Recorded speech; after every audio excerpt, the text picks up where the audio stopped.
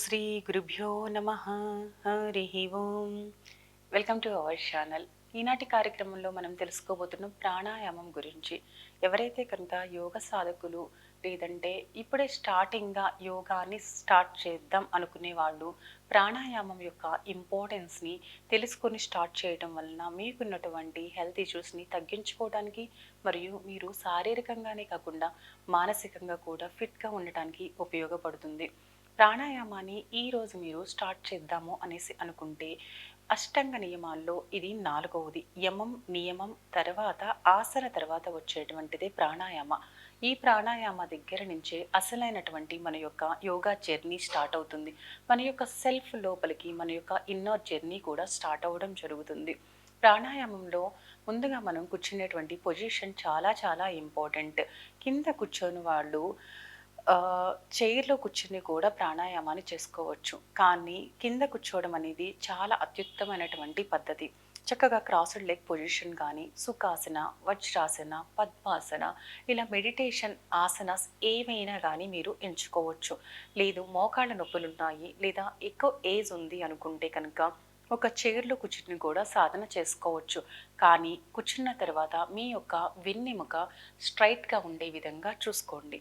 Second, మీరు ప్రాణాయామాన్ని ఉదయాన్నే కనుక చేస్తే అత్యుత్తమైనటువంటి లాభాలు ఉంటాయి.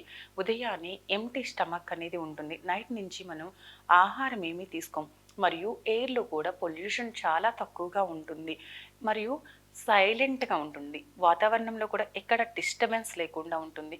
కాబట్టి ఉదయాన్నే మీరు ప్రాణాయామం చేయడానికి చాలా అనుకూలమైనటువంటి సమయం. థర్డ్ వన్, ఎయిర్ని ఫ్లో అయ్యే విధంగా చూసుకోవాలి. క్లోజ్డ్ రూమ్లో ప్రాణాయామాస్ని చేయవద్దు. కొంచెం విండోస్ని ఓపెన్ చేసి కూర్చుని ప్రాణాయామ సాధన అనేది చేయండి. లేదంటే వీలవుతుందంటే కనుక బయట కూర్చుని చేయడానికి ట్రై చేయండి.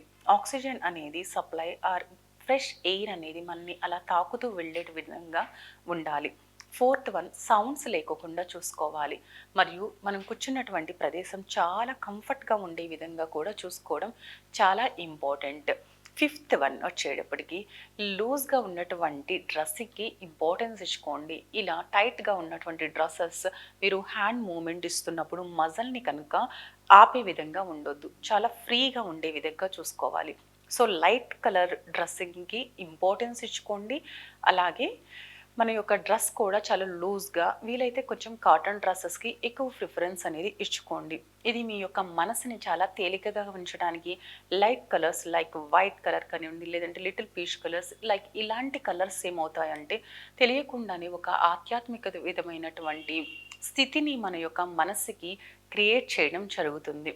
ప్రాణాయామ అంటే ఏంటో ఇప్పుడు మనం చూద్దాము. ప్రాణాయామం అంటే ఏంటి? ప్రాణాయామం అంటే ప్రాణ ప్లస్ ఆయామ. ప్రాణ అంటే మీకు తెలుసు లైఫ్ ఫోర్స్, ప్రాణిక్ ఎనర్జీ. ఆయామ అంటే ఎక్స్టెన్షన్. అవర్ బాడీలో ఉన్నటువంటి ప్రతి ఒక్క సెల్కి ప్రతి ఒక్క నర్వ్కి కూడా మనం తీసుకునేటువంటి ప్రాణిక్ ఎనర్జీని అందజేసేటువంటి ప్రక్రియని మనం ప్రాణాయామంగా చెప్తాం. సో దీన్ని ప్రాణాయామం అనేసి చెప్పడం జరుగుతుంది. చూసారు కదా, దీనిలో ఏం జరుగుతుంది, మనం బ్రెత్ మీద పూర్తి అవేర్నెస్తో మనం తీసుకోవడం జరుగుతుంది. సో దట్ మనం తీసుకునేటువంటి ప్రతి శ్వాస యొక్క క్వాలిటీ అనేది ఇంప్రూవ్ అవుతుంది. మన యొక్క ఆర్గాన్స్ మీద మన యొక్క హెల్త్ ఇష్యూస్ ఏమైనా ఉంటే సెట్ చేయడానికి కూడా ఇది చాలా బాగా హెల్ప్ అవుతుంది. ప్రాణాయామంలో మనకి 3 స్టేజెస్ ఉంటాయి. ఈ 3 స్టేజెస్ని తెలుసుకొని స్టార్ట్ చేయండి.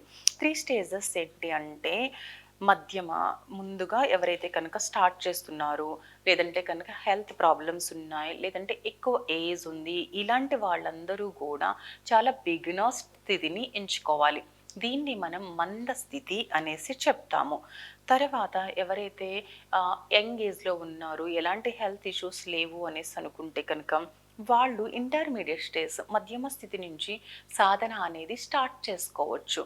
అలాగే ఎవరికైతే కనుక ఇబ్బంది లేదు, ఇంకా ఎనర్జెటిక్గా ఉన్నారు, కొన్ని రోజుల నుంచి యోగ సాధన అనేది బాగా చేస్తూ వస్తున్నారు, ప్రాణాయామ సాధన చేస్తున్నారు అనేసి అనుకుంటే కనుక వాళ్ళు చాలా అంటే సివియర్ లెవెల్గా అడ్వాన్స్ లెవెల్గా కూడా చేసుకోవచ్చు. దీన్ని మనం తీవ్ర స్థితి అనేసి అంటాం. అయితే నాకున్నటువంటి ప్రాబ్లమ్స్‌కి, లేదంటే నాకున్నటువంటి బాడీకి, లేదా నా లైఫ్ స్టైల్‌కి ఎలాంటి స్థితిని ఎంచుకోవాలి అనేటువంటిదే క్వెషన్. కాబట్టి మీకేదైనా హెల్త్ ఇష్యూస్ ఉంటే కనుక ఖచ్చితంగా యోగా టీచర్ యొక్క నిపుణుల పర్యవేక్షణలో చేయడం వల్ల మీకు ఏ యొక్క ప్రాణాయామ అనేది సెట్ అవుతుంది, దాన్ని ఎలా స్టేజెస్ అనేది చేసుకుంటే మీకు హెల్ప్ అవుతుంది, ఖచ్చితంగా ఎక్స్‌ప్లెయిన్ చేయడం జరుగుతుంది. వాళ్ళ దగ్గర సాధన అనేది నేర్చుకోండి. తర్వాత మీకు మీరే ఓన్‌గా చేయడం అనేది స్టార్ట్ చేయండి. సో, బాగా మీకు యూజ్ అవుతుంది. ఈ విధంగా మనం 3 స్టేజెస్ నుంచి ఎంచుకోవడం జరుగుతుంది. అయితే ఏ వయసు వాళ్ళు ఎలా చేయాలి? అలాగే ఏ వయసు నుంచి మనం ప్రాణాయామ చేసుకోవాలి అనేది కూడా చాలా ఇంపార్టెంట్. పిల్లలైతే ఒక 10 సంవత్సరాల తర్వాత ప్రాణాయామ సాధనకొస్తే ఇంకా మంచిది. లేదు కొంతమంది పేరెంట్స్ ఇంట్లో కనుక సాధన చేస్తూ ఉంటే పిల్లలు కూడా వాళ్ళంతట వాళ్ళే ఇంట్రెస్ట్‌గా మ్యాట్ వేసుకొని కూర్చొని స్టార్ట్ చేయడం జరుగుతుంది. సో దట్ ఎలాంటి ఇబ్బంది లేదు అండి. వాళ్ళ యొక్క బాడీకి చక్కగా మంచిగా ఆక్సిజన్ లెవెల్ అనేది బాగా అందుతుంది. వాళ్ళ యొక్క మెమరీ బాగా ఇంప్రూవ్ అవుతుంది. వాళ్ళని హ్యాపీగా చేయనివ్వండి. బట్ ఫోర్స్‌ఫుల్‌గా, వాంటెడ్‌గా కూర్చొని నువ్వు చేయాల్సిందే అనేసి చెప్పైతే వాళ్ళని ఫోర్స్ చేయొద్దు. ఇది ఏ ఏజ్ వరకు చేయాలి అంటే కనుక మన యొక్క లైఫ్ అంతా కూడా చేసుకోవాల్సినటువంటి సాధన ప్రాణాయామ సాధన. అయితే ఎంత టైం చేసుకుంటే మంచిది అంటే ఒక్కొక్క ప్రాణాయామాన్ని మనం ఒక్కొక్క టైం పీరియడ్‌గా పెట్టుకుని ఒక 4, 5 ప్రాణాయామాస్ అయినా మనం రెగ్యులర్‌గా సాధన చేసుకుంటూ వెళ్తాం అనేది చాలా అత్యుత్తమైనటువంటి పద్ధతి. ఇది మనం హాఫ్ అన్ అవర్ దగ్గర నుంచి 1 అవర్ వరకు కూడా సాధన చేసుకోవచ్చు. లేదు అంటే కనుక టైంని కొంచెం డివైడ్ చేసుకొని కూడా చేసుకోవచ్చు. Next second point very very important అయినటువంటి పాయింట్ ఏంటి అంటే ప్రాణాయామం మనం సాధన చేస్తున్నప్పుడు ఇన్హేల్ మరియు ఎక్సేల్ అనేసి ఎక్కువగా వింటూ ఉంటాం. Take a deep inhalation, deep exhalation అనేసి వింటూనే ఉంటాము. సో ఇన్హేల్ చేసేటప్పుడు, ఎక్సేల్ చేసేటప్పుడు మన యొక్క ఛాతీ మరియు పొట్ట కండరాలు ఏ విధంగా మూవ్ అవుతున్నాయి అనేది చాలా చాలా ఇంపార్టెంట్. అంటే బ్రెత్ తీసుకున్నప్పుడు మన యొక్క రిప్ మొత్తం కూడా లంగ్స్ అంతా కూడా బాగా ఎక్స్పాండ్ అవ్వాలి. మనం ఆల్రెడీ చిన్నప్పుడు చదువుకున్నాం కూడాను. మన యొక్క లంగ్స్ లైక్ ఏ బెలూన్ లాగా ఉబ్బుతుంది అనేసి. సేమ్ లైక్ ఇక్కడ మనకి ఇన్హేల్ చేస్తున్నప్పుడు లంగ్స్ మొత్తం ఎక్స్పాండ్ అవ్వడం జరగాలి. ఇంకా ఎక్స్పాండ్ అయ్యి మనం తీసుకున్నటువంటి అవేర్‌నెస్ బ్రెత్ మన యొక్క లంగ్స్ కెపాసిటీని బట్టి 5-6 లీటర్స్ ఆఫ్ బ్రెత్ అనేది పడుతుంది కాబట్టి ఇంకా డీప్‌గా ఇస్తున్నప్పుడు ఈ డయాఫ్రామ్ మూవ్‌మెంట్స్ కూడా జరిగి సాఫ్ట్ మజిల్ ఏదైతే ఉంటుందో మన పొట్టలో స్టమక్ ఇక్కడ వరకు కూడా కంప్లీట్ ఫుల్ అయిపోవాలి. పొట్ట ముందుకొచ్చేసేయాలి. తర్వాత ఎక్సలేషన్ కూడా అంతే అవేర్‌నెస్‌తో స్లోగా చేస్తున్నప్పుడు మన యొక్క స్టమక్ స్లోగా బ్యాక్‌కి వెళ్ళిపోవాలి. అంత నిదానంగా లంగ్స్ ఫుల్ అయ్యే విధంగా మనం ఇక్కడ అవేర్‌నెస్‌తో కూడినటువంటి బ్రీతింగ్ తీసుకోవాలి. జస్ట్ నార్మల్ ఇన్హలేషన్, ఎక్సలేషన్ జరిగేటప్పుడు మనకి లైక్ 500 ఎంఎల్ బ్రెత్ వరకు వెళ్తూ ఉంటుంది. కానీ ఇక్కడ ఏం చేస్తున్నాం? అవేర్‌నెస్‌తో కూడినటువంటి 5 లీటర్స్ ఇన్హేల్ అనేది చేస్తున్నాం. అంటే ఎంత తేడా ఉందో చూడండి. ఇది ఇది ఫుల్ కంప్లీట్ లంగ్స్‌ని ఎక్స్‌పాండ్ చేసి లంగ్స్‌లో ఉన్నటువంటి ఆల్వెలోస్‌లో ఉన్నటువంటి క్రియని చాలా బాగా జరగడం వలన హార్ట్‌కి చాలా చాలా ఉపయోగకరంగా ఉంటుంది. ఎట్ ద సేమ్ టైమ్ మన యొక్క ఎండోక్రైన్ సిస్టమ్‌కి కూడా చాలా హెల్ప్ అవుతుంది. సో దట్ మనం తీసుకునేటువంటి బ్రెత్ తీసుకున్నప్పుడు పొట్ట ముందుకు వచ్చే విధంగా అంత డయాఫ్రామ్ బ్రీతింగ్ నడిచే విధంగా కూడా మనం ఇన్హేల్ చేయాలి. దెన్ స్లో ఎక్సలేషన్ అవేర్‌నెస్‌తో కూడినటువంటి ఎక్సేల్ కళ్ళు మూసుకొని మాత్రం మన యొక్క లోపల సెల్ఫ్‌తో డీల్ చేస్తూ పొట్ట మొత్తం వెనక్కి వెళ్ళే వరకు శ్వాసని నిదానంగా ఎక్సేల్ చేస్తూ వెళ్తూ ఉండాలి. ఇది ఎంత కౌంట్ అంటే కనుక చాలామంది రేషియో పెట్టుకుంటారు 1:1 అంటే 4 కౌంట్ ఇన్హేల్ చేస్తే 4 కౌంట్ ఎక్సేల్ అని చెప్పేసి 6 కౌంట్ ఇన్హేల్ అంటే 6 కౌంట్ ఎక్సేల్ అనేసి. కొంతమంది సాధన ఎక్కువయ్యే కొందికి ఇన్హలేషన్ కన్నా ఎక్సేల్ డబల్ అంటే 1:2 రేషియో కూడా తీసుకుంటూ ఉంటాం. సో ఇక్కడ ఫస్ట్ స్టార్ట్ చేసేవాళ్ళు రేషియోస్ వరకు వెళ్ళొద్దు. మీ యొక్క లంగ్ కెపాసిటీ ఎంత అక్కడ వరకు మాత్రమే మీరు చూసుకుని బ్రెత్‌ని ఇన్హేల్, ఎక్సలేషన్ మీద ఫోకస్ చేయండి. జనరల్‌గా మనకి చాలామందికి తెలిసే ఉంటుంది. చూస్తున్నట్టు సైన్స్ స్టూడెంట్స్‌కి ఇంకా బాగా తెలుస్తుంది. అంటే పర్ మినిట్ అనేది మన యొక్క శ్వాస రేట్లు ఇంత ఉండాలి. అంటే పర్ మినిట్ మన యొక్క హార్ట్ బీటింగ్ ఇంత ఉండాలి అనేసి అనుకుంటూ ఉంటాం కదా! 72 కౌంట్స్ లైక్ అలా. అలాగే మన యొక్క బ్రెత్ తీసుకోవడం కూడా పర్ మినిట్ అనేది 16 కన్నా వెళ్ళకూడదు. కన్నా వెళ్తే ఏమవుతుందంటే పైన పైన అప్పర్ లోబ్ వరకే బ్రెత్ నడుస్తున్నట్టు, లోయర్ లోబ్ వరకు మనకి శ్వాస నడుస్తున్నట్టు కాదు. అప్పుడు మనకి హెల్త్ ఇష్యూస్ అనేది వస్తాయి. సో ఫుల్గా బ్రెత్ తీసుకోవాలి. ఇది 16 కన్నా పర్సెంటేజ్ ఇంకా తగ్గి మీరు అంటే పర్ మినిట్ ఒక 10 బ్రీతింగ్స్ తీసుకుంటే absolutely you are very young and very healthy అనేటువంటి అర్థం.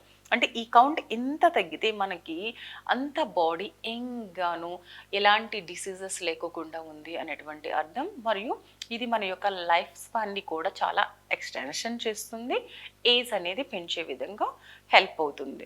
సో దట్ బ్రీతింగ్ మీద మీరు అవేర్నెస్ అనేది ఇంత బాగా చేస్తూ ప్రాణాయామ చేయాల్సి ఉంటుంది. Next point very very important, inhale exhale గురించి ఇప్పుడు మనం తెలుసుకున్నాం. ఇన్హలేషన్లో మన మూమెంట్స్ ఎలా ఉండాలి, ఎక్సలేషన్లో మన మూమెంట్స్ ఎలా ఉండాలి. తర్వాత వచ్చేది దీన్ని ఇన్హేల్లో యోగ భాషలో మనం రేచకమని పూరకమని మాట్లాడుకుంటూ ఉంటాము. ఇలా పూరక రేచకాల మధ్య కుంభక స్థితులు కూడా ఉంటాయి, అంటే హోల్డింగ్ టెక్నిక్స్. ఈ కుంభకాలని 2 రకాలైనటువంటి కుంభకాలుగా మనం మాట్లాడుకుంటాం, సహిత కుంభక మరియు కేవల కుంభకం అని చెప్తాము. అంటే బ్రీత్ కంప్లీట్గా తీసేసుకున్నాక పొట్ట ముందుకు వచ్చేస్తుంది కదా, ఇక్కడ శ్వాసని మీరు ఎంతవరకు అయితే హోల్డ్ చేయగలరో అంతవరకు హోల్డ్ చేయాలి. హోల్డ్ చేసినాక ఎక్సలేషన్ అవేర్నెస్గా మనం చేసినాక ఇక్కడ ఎంటీ స్టమక్ ఉంది కదా, దీన్ని మళ్ళీ హోల్డ్ చేసి ఉంచాలి. దీన్ని మనం కుంభకం అనేసి శూన్యకం అని యోగ భాషలో చెప్తారు. బ్రీత్ ఇన్హేల్ చేసి లోపల ఉంచడాన్ని అంతర్కుంభకం, ఎక్సేల్ చేసి శూన్యకం, దీన్ని బాహ్య కుంభకంగా చెప్తారు. ఇలా కుంభకాలు 2 రకాలైనటువంటి కుంభకాలు, అంటే పూరకం గురించి తెలుసుకున్నాం, రేచకం గురించి తెలుసుకున్నాం, అలాగే మనం ఇప్పుడు కుంభకాల గురించి కూడా తెలుసుకున్నాం. కానీ ఇన్హేల్ ఎక్సేల్ ప్రతి ఒక్కరూ కూడా చేసుకోవచ్చు. కుంభక స్థితుల దగ్గర మాత్రం అనారోగ్య సమస్యలు ఉన్న వాళ్ళు చాలా జాగ్రత్త తీసుకోవాలి. అందరూ దీన్ని చేయకూడదు. ముఖ్యంగా హార్ట్ డిసీజెస్ ఉన్నవాళ్ళు, స్త్రీలు, గర్భిణీలు దీన్ని జోలికి అస్సలు వెళ్ళకూడదు. ఏ విధంగా చేసుకోవాలి అనేది ఖచ్చితంగా మీరు యోగా టీచర్ దగ్గర కూర్చొని మాత్రమే సాధన చేయాల్సి ఉంటుంది. ఈ విధంగా ఈ 3 స్థితుల్ని మీరు తెలుసుకుని ప్రాణాయామాన్ని స్టార్ట్ చేయాల్సి ఉంటుంది. ఇప్పుడు మనం ప్రాణాయామంని ఓకే స్టార్ట్ చేసాము. అయితే చాలామందికి డౌట్ వస్తుంది, బాత్ ఎప్పుడు చేయాలి మరియు ఆహారం అనేది ఎప్పుడు తీసుకోవాలి అనేటువంటి విషయంగా. మరియు చాలామంది క్వశ్చన్ చేసేటువంటి విషయం ఏంటంటే, నాకు మార్నింగ్ టైం సరిపోదు, నేను హోమ్ మేకర్ అండి, నాకు మార్నింగ్ చాలా పనులు ఉంటాయని. అలా డిఫరెంట్ రీజన్స్తో మార్నింగ్ అనేది కుదరదు. సో దట్ ఇలాంటి వాళ్ళు ఏం చేయాలి, ఈవినింగ్ చేసుకోవచ్చా అనేటువంటి క్వశ్చన్ కూడా రేస్ అవుతూ ఉంది. సో మీరు ప్రాణాయామ సాధన మార్నింగ్ చేసుకోవడమే చాలా ఉత్తమమైనటువంటి పద్ధతి. లేదు అంటే కనుక ఈవినింగ్ టైం చేసుకోవచ్చు. మరీ నైట్ బెడ్ మీదకి వెళ్ళిన తర్వాత చేసుకునేటువంటి ప్రాణాయామాస్ చాలా తక్కువ ఉంటాయి. బట్ అన్ని ప్రాణాయామాస్ని చేసుకోకూడదు. ఎందుకంటే ప్రాణాయామాస్ కేటగిరీస్ అనేది డిఫరెంట్గా కేటరైజ్ చేయబడి ఉంటుంది. ఇవి మార్నింగ్ అయితే కనుక మనం యాక్టివేషన్ ప్రాణాయామాస్ని స్టార్టింగ్గా తీసుకోవడం జరుగుతుంది. ఇలా తీసుకున్న తర్వాత రెజర్వేషన్ ప్రాణాయామాస్లో నుంచి ఒక 2 ప్రాణాయామాస్, బ్యాలెన్సింగ్ ప్రాణాయామాస్, ఇలాగే కూలింగ్ ప్రాణాయామాస్, తర్వాత మైండ్ బ్యాలెన్సింగ్ ప్రాణాయామాస్, ఇలా మనం కేటగిరీ వైజ్ బాడీని యాక్టివ్ చేసుకుంటూ నిదానంగా మరియు మన యొక్క బ్రెయిన్ని చాలా రిలాక్స్ మోడ్కి తీసుకొచ్చేసి వదిలేస్తాము. మళ్ళీ మీరు నైట్ దీన్ని ఇదే పద్ధతిలో చేస్తే కనుక మీకు అక్కడ సెట్ అవ్వదు ఇది. అలాగే సీజనల్ వైజ్గా కూడా ప్రాణాయామ సాధన అనేది ఆసనాస్కి ముందు, ఆసనాస్కి తర్వాత చేయాలా అనేది కూడా చేంజ్ అనేది ఉంటుంది అశ్వల్లి. ఇలా చేసుకుంటే ఇంకా మోర్ బెనిఫిట్స్ అనేది మనకి రావడం జరుగుతుంది. సో మీరు ఏ టైంలో నాకు మార్నింగ్ అవ్వలేదు అంటే కనుక ఓకే. ఆఫ్టర్‌నూన్ టైమ్ చేసుకోండి. లేదంటే ఈవినింగ్ చేసుకోండి. కానీ బెటర్ 6 లోపల మనం ప్రాణాయామ సాధని కంప్లీట్ చేసుకోండి. ఆఫ్టర్ 6 అనేది అంత సజెస్టబుల్ కాదు. చేసుకోవాలనుకుంటే కనుక మీరు చక్కగా బ్యాలెన్సింగ్ ప్రాణాయామాస్ చేసుకోవచ్చు. అలాగే మైండ్ రిలాక్సేషన్ ప్రాణాయామాస్‌కి వెళ్ళొచ్చు. బట్ రిమైనింగ్ ప్రాణాయామాస్‌ని చేయకపోవడం మంచిది. ప్రాణాయామ సాధన చేసేటప్పుడు మనం పొద్దున్నే అయితే కనుక ఎంప్టీ స్టమక్‌తో చేస్తాం. ప్రాబ్లమే లేదు ఇక్కడ. లేవంగానే బెడ్ మీద ఒక గ్లాస్ కూల్ వాటర్ అనేసి తాగేసేయండి. Room temperature water. తర్వాత ఒక గ్లాస్ వార్మ్ వాటర్ తీసుకోండి. సో దట్ మీ స్టమక్ అంతా కూడా కొలన్ అనేది క్లీన్ అయిపోతుంది. ఫ్లష్ అయిపోతుంది. ఇది చాలా చాలా ఇంపార్టెంట్. ఆఫ్టర్ బాతింగ్ ఖచ్చితంగా చేసిన తర్వాత మాత్రమే మనం మ్యాట్ మీదకి రావాల్సి ఉంటుంది. డాన్స్ చేసే వాళ్ళకి గజ్జెలు ఎంత ఇంపార్టెంటో అలాగే యోగ సాధకుడికి కూడా మ్యాట్ చాలా చాలా ఇంపార్టెంట్. మీరు చక్కగా మీ యొక్క లోపల ఇన్సైడ్ మీ యొక్క కొలన్ని క్లీన్ చేసుకుని తర్వాత అవుట్ సైడ్ మీ యొక్క బాడీని క్లీన్ చేసుకుని ప్రశాంతమైనటువంటి మైండ్తో మీరు మ్యాట్ మీదకి రావడం అనేది చాలా మంచి విషయం. మ్యాట్ మీదకి వచ్చేసిన తర్వాత ఆహారం గురించి మాట్లాడుకున్నాం. ఎంప్టీ స్టమక్‌తో కనుక ఓకే. ప్రాబ్లమ్ ఏమీ లేదు. లేదండి నేను కాస్త 10:00 చేస్తున్నాను అంటే, మీరు బ్రేక్‌ఫాస్ట్ చేస్తే గనుక ఒక 1 అవర్ గ్యాప్ కంపల్సరీ పెట్టుకోండి. లేదు టీ, కాఫీ, జ్యూసెస్ లాంటివి తీసుకుంటున్నాను అంటే 1 అవర్ గ్యాప్ తర్వాత మీరు ప్రాణాయామ సాధన చేయడం స్టార్ట్ చేయండి. కొంచెం హెవీగా తీసుకున్నాను అంటే కనుక ఖచ్చితంగా 3 అవర్స్ గ్యాప్‌ని మీరు మెయింటైన్ చేయాల్సిందే. లేదు నేను లంచ్ చేశాను అంటే కనుక కంపల్సరీ మీరు 4 అవర్స్ గ్యాప్ తీసుకున్న తర్వాత ప్రాణాయామ చేయడం అనేది చాలా అత్యుత్తమైనటువంటి పద్ధతి.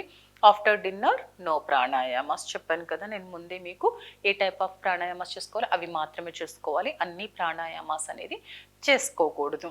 సో ఈ విధంగా అయితే బాత్ అనేది ముందు మనం చేసుకున్న తర్వాత ఒక 15-20 మినిట్స్ టైం తర్వాత ప్రాణాయామ సాధన చేయడం చాలా మంచిది. లేదంటే బ్లడ్ సర్క్యులేషన్‌లో ఇష్యూ అనేది వస్తుంది. కాబట్టి కాస్తంత గ్యాప్ అనేది ఇచ్చుకోవాల్సి ఉంటుంది. ఇమ్మీడియేట్‌గా మ్యాట్ మీదకి రావద్దు. మరి ప్రాణాయామ సాధన తర్వాత కూడా మేము బాత్ చేయొచ్చా అనేసంటే కంపల్సరీ బాత్ మీరు చేసుకోవచ్చు. అది కూడా మీరు గ్యాప్‌ని కంపల్సరీ మెయింటైన్ చేయాల్సి ఉంటుంది. ఒక 15 టు హాఫ్ అన్ అవర్ టైంని ఇచ్చుకుంటే కనుక చాలా మంచిది. షవర్ బాత్ చేశారు అంటే కనుక కంపల్సరీ మీరు హాఫ్ అన్ అవర్ టైం అనేది కంపల్సరీ ఇచ్చుకొని తీరాల్సిందే. అయితే వాటర్ ఎప్పుడు తాగాలి? మార్నింగ్ మనం వాటర్ తాగేసి కొంచెం ఇదంతా అయ్యి, బాతింగ్ అయ్యే టైంకి మనకెట్లా లేదన్నా ఒక హాఫ్ అన్ అవర్ టైం అయిపోతుంది. మ్యాట్ మీదకొచ్చేటప్పటికి సరిపోతుంది. లేదు అంటే కనుక కంపల్సరీ ఒక 10 మినిట్స్ ముందు తీసుకొని ఒకసారి వాష్‌రూమ్‌కి వెళ్ళిపోయి ఫ్రెష్ అయినాక మీరు ప్రాణాయామాస్ చేసుకుంటే బెస్ట్. ఫైనల్లీ ఏంటంటే ఎప్పుడు మనం ప్రాణాయామ చేయాలన్నా ఎంప్టీ స్టమక్ ఉండటమే చాలా చాలా ఇంపార్టెంట్. లేదంటే మన యొక్క డైజెషన్ సిస్టమ్ మీద పడుతూ ఉంటుంది. ఈసోఫాగస్‌కి ఆ ఫుడ్ అనేది ఆ గ్యాసెస్ అనేవి తంతూ ఉంటాయి. సో, ఎంప్టీ స్టమక్ చాలా చాలా important. Either water or snacks or food ఏదైనా కానివ్వండి, కొంచెం గ్యాప్ కంపల్సరీ తీసుకోవాల్సి ఉంటుంది. చూసారు కదా! ఈ ప్రాణాయామ సాధన అనేది ఏ విధంగా చేసుకోవాలో. ఈ 3 ప్రాణాయామాస్ మీరు రెగ్యులర్‌గా చేసుకోవడం వలన మీ ఆరోగ్యం మీ చేతుల్లో ఉంటుంది. ఈ యొక్క ఎపిసోడ్ మీకు నచ్చినట్లయితే like, share, subscribe to our channel. మరి యొక్క ఎపిసోడ్‌లో మనం మరలా కలుద్దాం. అంతవరకు సెలవు. నమస్తే.